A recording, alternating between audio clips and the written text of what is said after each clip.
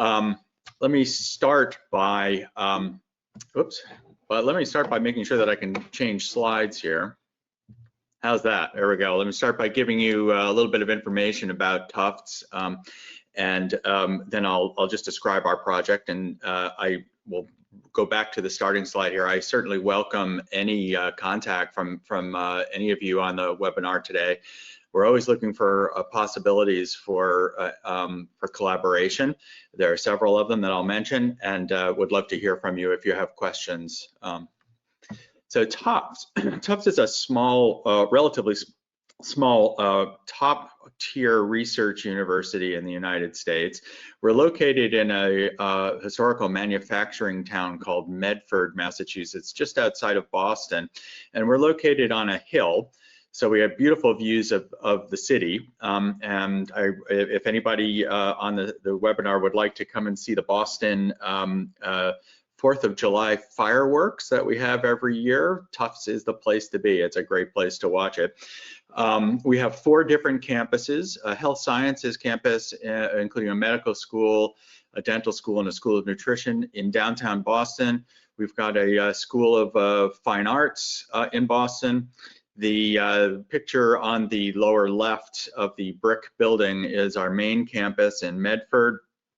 And we have an outstanding school of veterinary medicine in a place called Grafton, Massachusetts, about 45 minutes outside of Boston, where they treat everything from house cats to hippos. I would say that the other distinguishing feature of our school is our mascot, which is Jumbo the elephant, bequeathed to us by P.T. Barnum himself after Jumbo passed away. Jumbo, you could say, is probably the most, at least in America, the most influential in terms of public culture, the influential animal of the 20th century. If you think of terms like Jumbotron and Jumbo Shrimp, they all originate with Jumbo. That being said, let me start describing our project website, our project for you, and note that there is a project website where you can find a number of text-based, video-based resources and other tools that might be useful to you if you're in the early stages of deploying elements. And I welcome all comments and feedback on that. Our project at Tufts was quite comprehensive. We've been working on it since late 2015, and we're sort of rounding the bend on the final stages of implementation. There are 3 different pieces to the project. The first involved creating a single system of record for all of the faculty at the university. Prior to this project, every school was keeping track of who their faculty are on their own, using everything from paper file systems to homemade Excel spreadsheets to shadow databases developed by 3 guys in a garage and in some local town. So we've retired all the, we consolidated all of that. We've retired all the shadow databases, and now everybody uses our central human resources system for all hiring and appointment duties regarding faculty positions.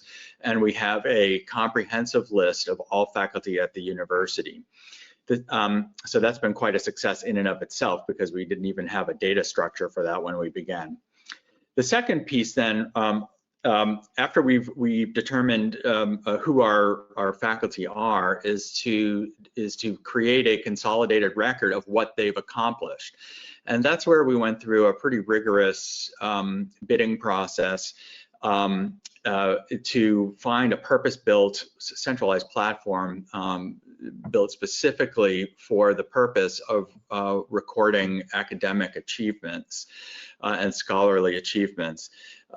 We had quite a bit, this is a while ago, but we had great consensus that Symplectic was our choice. There still, I think to this day, is no product on the market that does a better job across disciplines of harvesting the scholarly record and sorting it out. We couldn't have, honestly, couldn't have picked better partners. Symplectic has been amazing to work with over these past 4 years. And let me tell you that we have been a headache for them. So they've been patient and fantastic. Our Symplectic Elements instance is integrated both with their Dimensions product as well as with our RAS, our Research Administration System, our Student Information System, which contains all teaching records, Elements, as I mentioned, harvests publications for us, and we allow faculty to input custom information for their profiles. And I'll tell you a little bit more about how we accomplish that in a few minutes. The third the third piece of the project was to develop a scholarly networking solution, or several of them, that can help connect Tufts faculty both with each other and on our dispersed campuses. That's more of a challenge than it seems. So how can we help Tufts faculty connect with each other for the purposes of research and elevate their profiles internationally at the same time? So we have both deployed the discovery module, which Jonathan, I think will tell you more about soon, and have been very impressed with that module as a central unified database of the intellectual capital of our university. That's searchable and has been a fantastic resource for us. In addition to that, we've done some work trying to integrate the Elements data into school websites. So all schools and departments in all of our institutions would like to develop pages that allow prospective students to see the faculty and their accomplishments. And we will rely on the data in our Elements system to display those profiles on public websites, which means that schools can finally say to faculty, we need you to update your profile, and if you want to do so, there's one place that you can go where your profile can be updated and distributed to all of the websites at the school that contains it. Now, we've been at this for probably 3 years, the scholarly networking phase for 3 years. Early on, we decided that we were going to take an army of students approach. I call them ninjas here, to populating faculty profiles. And we didn't want to leave it as a voluntary activity, because we just didn't feel like we would get enough information from faculty on a volunteer basis. So we wanted to do as much as we could for each faculty member and leave them with as little work as possible. So this system allowed them to do nothing but log in and make adjustments to their profiles after our students had input at least 5 years worth of information about them. Once we completed the core data transition, that is, by core data I mean the HR roster of faculty. So once we knew who the faculty were in a given school, we transferred them to Elements, and we identified teams within each school. And we did this one school at a time, but for a given school, we would identify a team that we could work with, who normally the faculty affairs officer would be included. And we'd ask those personnel to our colleagues to reach out to faculty and begin collecting their CVs.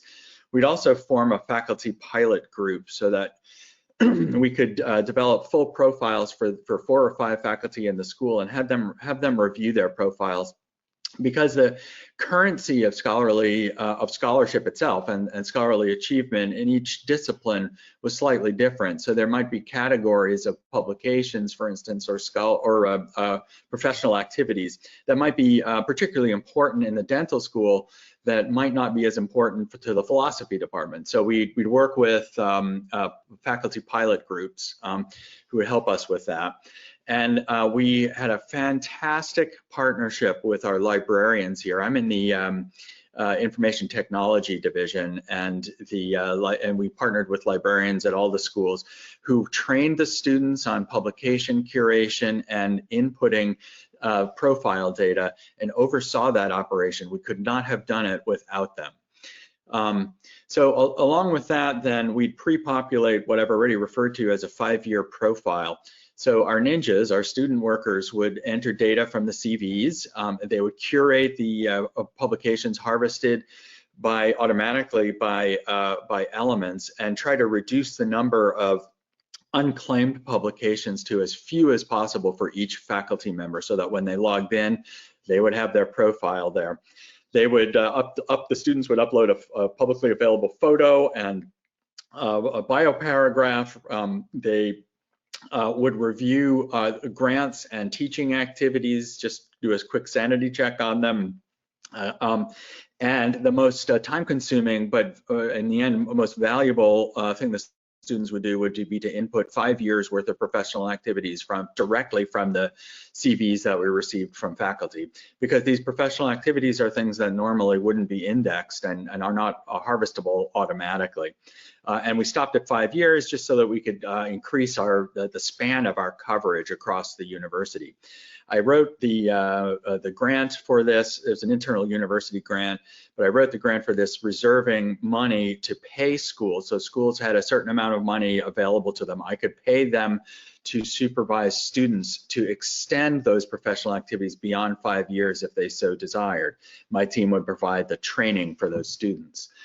And finally, then we opened the system to faculty by asking the deans to make an announcement, and then we would be present on campuses as much as we possibly could for drop-ins for faculty to adjust their profiles and help them ready them for public display.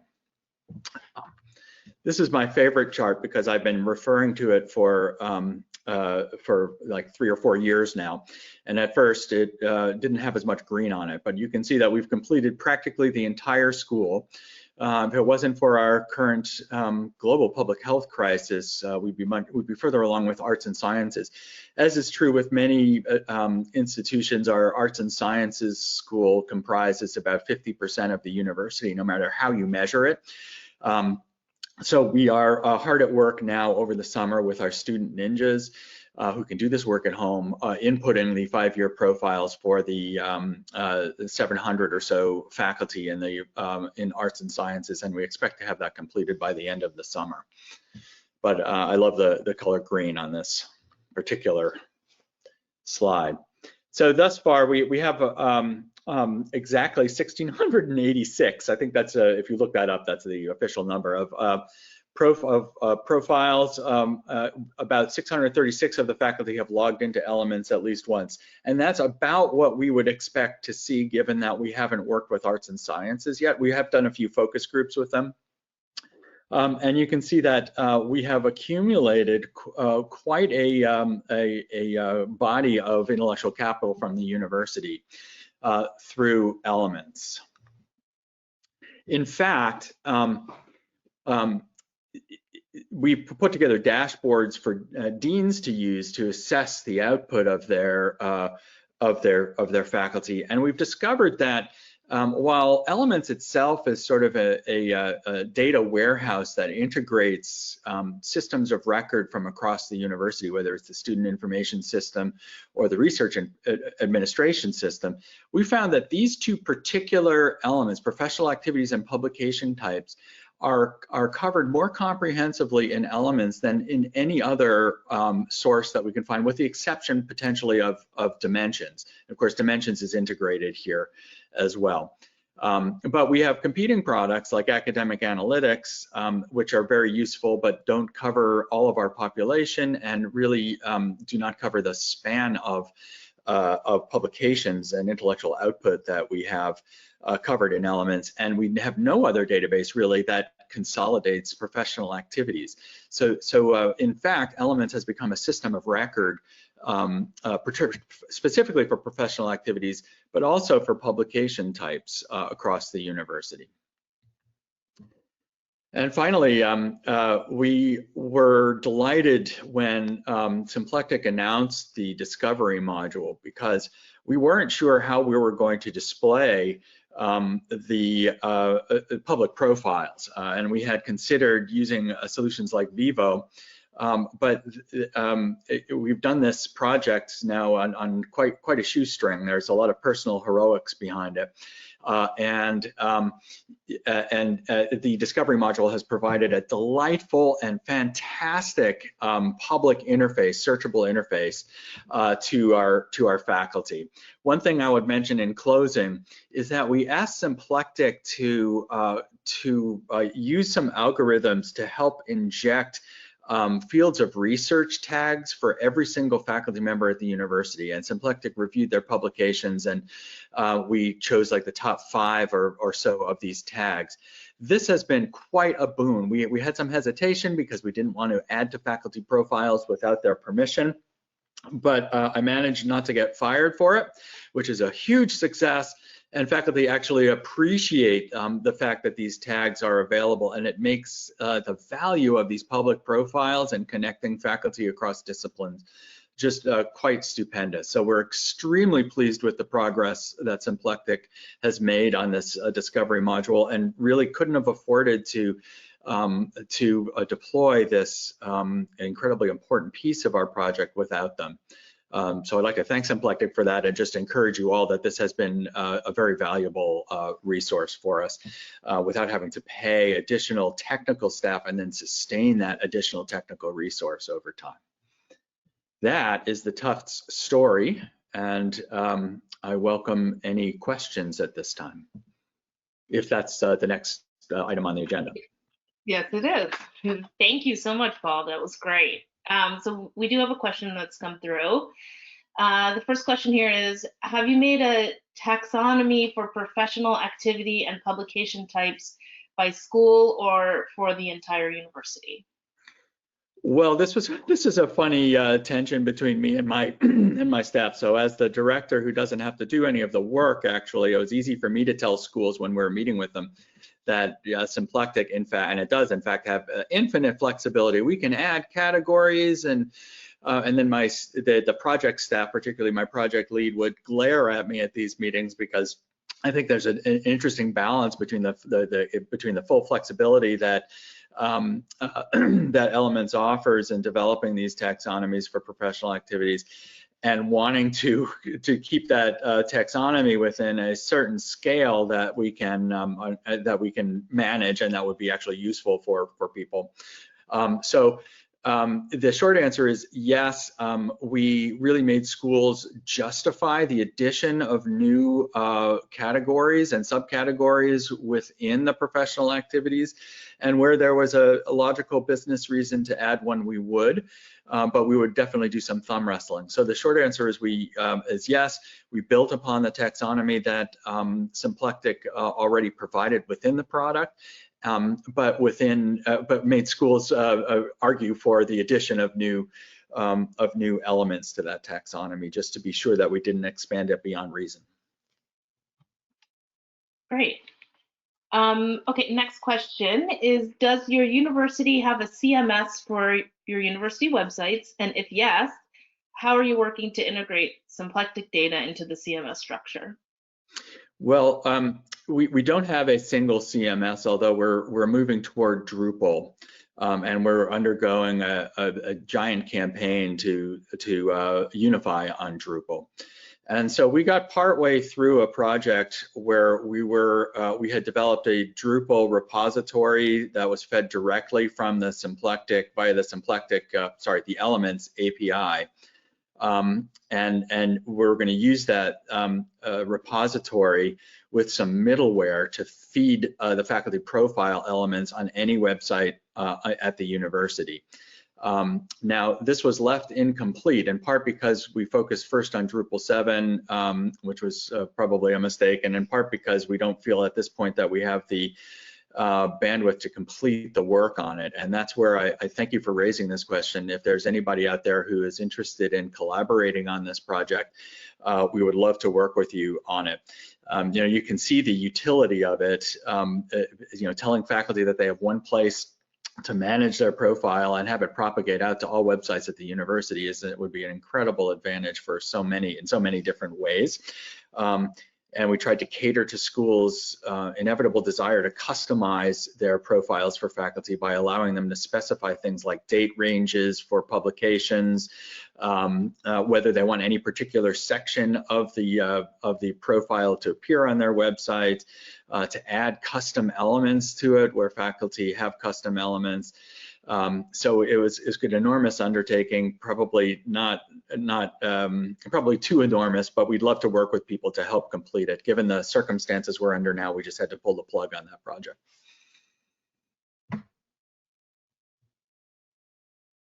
Okay, thank you. We have actually, okay, great, thank you. All right, next question is, did you engage brand management or marketing into the discovery discussions, and how did you do that? Could you explain the process? We did. So we have a unit a centralized unit at Tufts called University Communications and Marketing. Those guys do. I'm sure many of you are familiar with the delicate dance with local school units as well. So we work with both the school communications and marketing groups as well as the central communications and marketing group for text and design standards and the like.